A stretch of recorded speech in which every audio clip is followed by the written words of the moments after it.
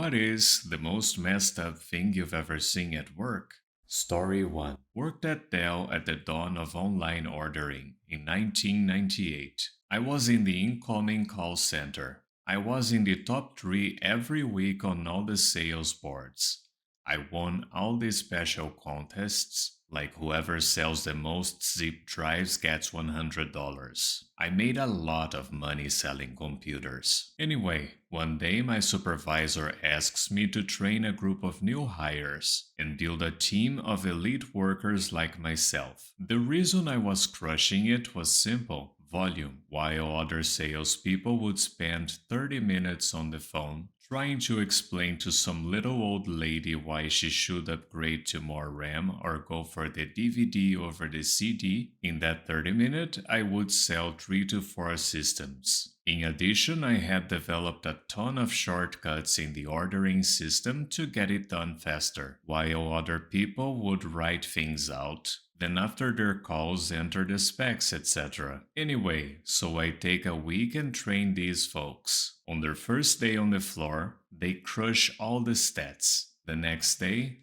40 people are laid off. I found out that instead of paying commissions to the new people, they were hired on by a temp agency for $9 an hour. Dell basically had me train our replacements. I quit right then. Story 2. A third, the size of both my fists combined, or maybe like slightly larger than a softball. It was just a huge ball of crap. The size of it made it seem like there should have been a blood trail left behind. It was at a call center on the third shift, and most of us went to look. It couldn't be flushed. It just wouldn't fit down the hole. The cleaning crew had just gone through about 10 minutes before, so someone from the same group of people who went in to view this monstrosity had to be the person responsible. There was this other time. It wasn't the most messed up thing I had seen, but smelled. There was this guy on third shift. We'll call him Olaf. Well, Olaf was a pretty unique character. He had 9 fingers, kept a stuffed raven on his computer monitor, liked to make chainmail at his desk during third shift, and kinda sat far away from the majority of the other third shifters. He wasn't a bad guy or anything. He didn't talk much and kinda kept to himself. Well, I guess at some point, one of Olaf's testicles retracted into his abdomen. I should note this is the explanation I was provided with as to the cause of the issue. The retracted testicle never descended and somehow lost its blood supply from somehow tying itself into a weird knot or something. I guess this testicle became gangrene inside his body. One night, Olaf comes in and isn't looking like his usual gruff self. Not long after getting there, he starts moaning and sounding like he's in pain. I left around this point since I worked second shift on Fridays and first shift on Saturdays. The next thing you knew, Olaf is just projectile vomiting, just spewing out like it was The Exorcist or he was connected to a pump. He tried to contain it in his trash can, but between the pain and action of projectile vomiting, he just started to paint his cubicle and the floor with puke. Apparently, it was just so bad they called 911 and took him to the hospital, where they found it out. It was the gangrene testicle. That smell from his puke. I think that was the only time we had to ever evacuate the call center for any reason. They tried to clean up his area and brought in the cleaning crew who wasn't on call. Why, you horny little bastard. He was caught fraternizing with one of the other cleaning crew in the supply closet. He had his foot against the door since there wasn't a lock, and his boss knocked him and the chick over when he forced his way in there. Good times. But I digress. To try and clean it. But they had to take turns every few minutes because it bordered on some sort of chemical weapon level of noxious stuff. I can't describe that smell. I have never smelled anything before or since that compares. So, I arrive in the morning, badge in, doors open, and it just sucker punches you right in the face. It was so horrible. It made your eyes water just being in the building. They brought in a professional cleaning crew who were used to this stuff, I guess, and it even made them gag, but they had those breathing masks. Finally, get it cleaned up, and while the smell had decreased, it was still very pungent. That 12,000 square feet single story call center smelled like that for months. This happened in the winter, but once the Texas spring came around, every so often it would warm up in the office and that smell would get stronger.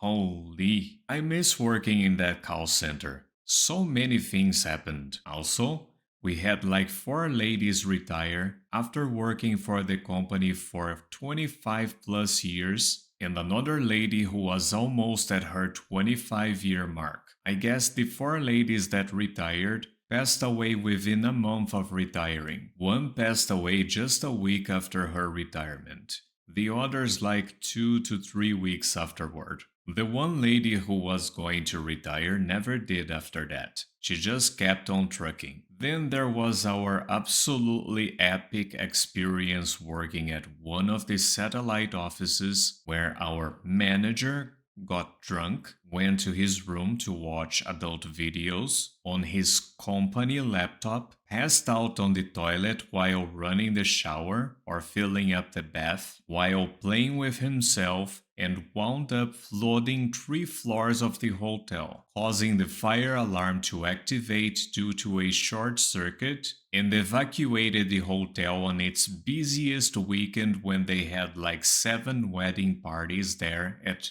3 a.m. The next day, the head guy for the satellite office took us to Sundowners in Toronto, used the company card to get money, and quit his job about 2 weeks later. Seriously, I miss that place so much. Story 3. My own knuckle with a gaping hole in it from getting too comfortable around a deli meat slicer. Thankfully, it healed completely, but at that moment, I was made uncomfortably aware of the fact that I, too, am made of meat. Story 4. I've seen the guidelines on when to inform a credit card holder if their account has been compromised due to a third-party data breach. If you are among a group of fewer than 10,000 accounts compromised, your credit card company likely won't tell you. They will just wait for you to call customer support if or when the fraud ends up on your account. Story 5. Well, it happened during my interview at Five Guys back when I was in high school. I didn't see much of it after, but I saw what he did. One of the new guys who just got hired right before me was being shown the fry area and he dropped something in the fryer. He sticks his hand right into it. He went deep. He didn't grab what he dropped. The general manager Superman tossed him off there and instinctively started rubbing the guy's hand, all while the guy is screaming at the top of his lungs, kicking around. General manager is yelling, "Why did you do that? That oil was on." Another manager is calling an ambulance. The general manager then says to the other one, half of his hand is melted or fried. Blood was all over the general manager's clothes. Customers start leaving, kids start crying because they don't know what's going on. Chaos in just a few seconds. We closed for the day and were open the next day, but business was eerily quiet for the next few months I worked there. Don't touch oil. Ever. I have no clue what happened to him afterward. Story 6. I'm a teacher, and I have a set of twins in my class. One of the parents came in for a meeting and claimed to be responsible for only one education of one twin, while the absentee parent was in charge of the other twin. So the meeting consisted of praise for one, while the other half consisted of complaints about the other. Mind you,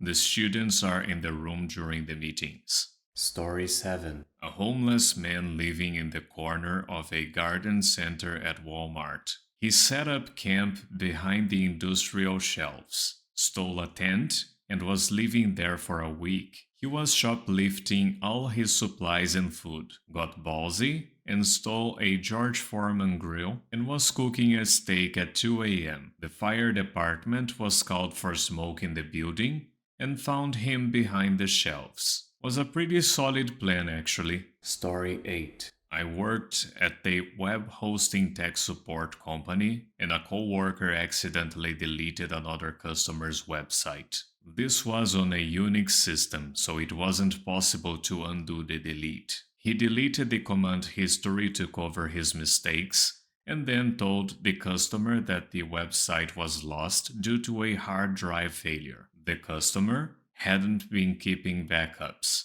and said that he lost his entire livelihood.